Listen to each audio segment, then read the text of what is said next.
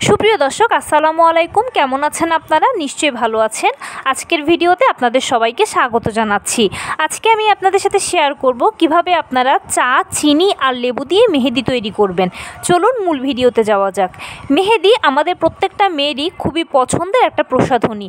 নর্মালিও আমরা কিন্তু বাসায় মেহেদি পরি, তাছাড়াও ছোট বড় যে কোনো অনুষ্ঠানে যাওয়ার আগেই কিন্তু অবশ্যই আমাদের মেহেদিটা হাতে লাগাতে হবে হাতটাকে সুন্দর করার জন্য।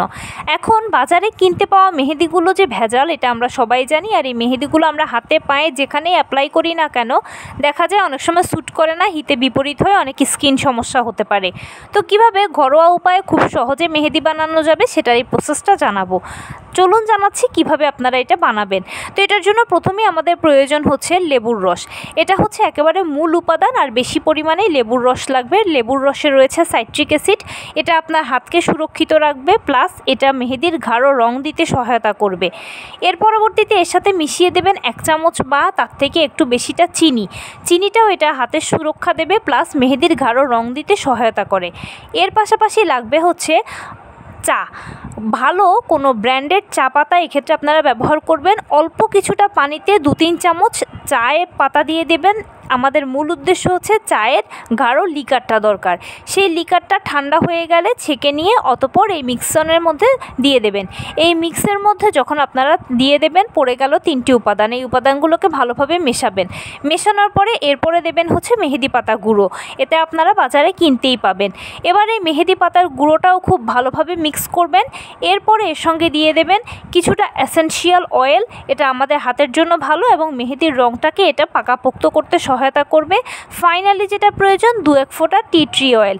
এই টি ট্রি অয়েল দিয়ে খুব ভালোভাবে উপকরণগুলোকে মেশাবেন। মেশানোর পরে এগুলোকে আপনারা সারা রাতের জন্য রেখে দিতে পারেন বা 12 থেকে 14 ঘন্টার জন্য রেখে দেবেন।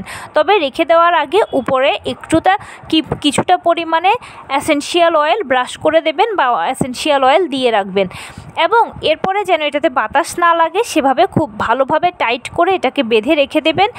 ফ্রিজে রাখার দরকার নেই, নর্মালি যে কোনো জায়গায় এটা আপনারা 12 থেকে 14 ঘন্টার জন্য কিংবা সারা রাতের জন্য চাইলে রেখে দিতে পারেন। এবারে দীর্ঘ সময় রাখার পরবর্তীতে যেটা করবেন, মেহেদিটাকে আবার খুব ভালোভাবে মিক্স করবেন। এ পর্যায়ে আপনাকে যেটা করতে হবে সেটা হচ্ছে একটা স্কিন মোজা, মানে হচ্ছে আমরা নর্মালি যে জুতার জন্য মোজা ব্যবহার করি সেরকম একটা মোজা নেবেন। সেই মোজার মধ্যে মেহেদিটাকে দেবেন, ঢুকিয়ে দেবেন। ঢোকানোর পরে আস্তে আস্তে ভালো করে মোজাটাকে টানবেন। এক কথায় মেহেদিটা মোজার মধ্যে ছাঁকা হবে। আপনি যদি মনে করেন যে না এই প্রসেসটা আমি বাদ দেবো তাহলে এটা বাদ দিতে পারেন, এটা অপশনাল একটা প্রসেস। তবে এটা করলে মেহেদিটা অনেক বেশি স্মুথ হয়, মেহেদি পেস্টটা। এর পরবর্তীতে আপনি আপনার পছন্দের কোণ তৈরি করে নেবেন এবং সেই কোণের মধ্যে মেহেদিটা দিয়ে এবারে ইচ্ছে মতো হাতে ডিজাইন করতে পারবেন। 24 ঘন্টা পরে দেখবেন একদম গাঢ় টকটকে লাল রং হয়েছে, আপনার মনের মতো রং হবে। তো এই ছিল আজকের ভিডিও। কেমন লাগলো বলুন। যদি ভালো লেগে থাকে ও হেল্পফুল হয়ে থাকে তাহলে প্লিজ লাইক, কমেন্ট, শেয়ার করতে একদম ভুলবেন না। আর সেই সাথে আমার চ্যানেলটিকে সাবস্ক্রাইব করার বিনীত অনুরোধ রইল।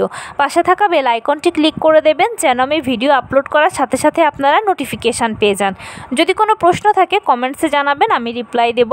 প্লাস যদি কোনো পরামর্শ থাকে যে কোন বিষয়ের উপরে আপনারা ভিডিও বানালে উপকৃত হবেন সেটাও জানাবেন। আমি আপনাদের পছন্দের সর্বোচ্চ প্রায়োরিটি দেব। ভালো থাকবেন, সুস্থ থাকবেন। আসসালামু আলাইকুম।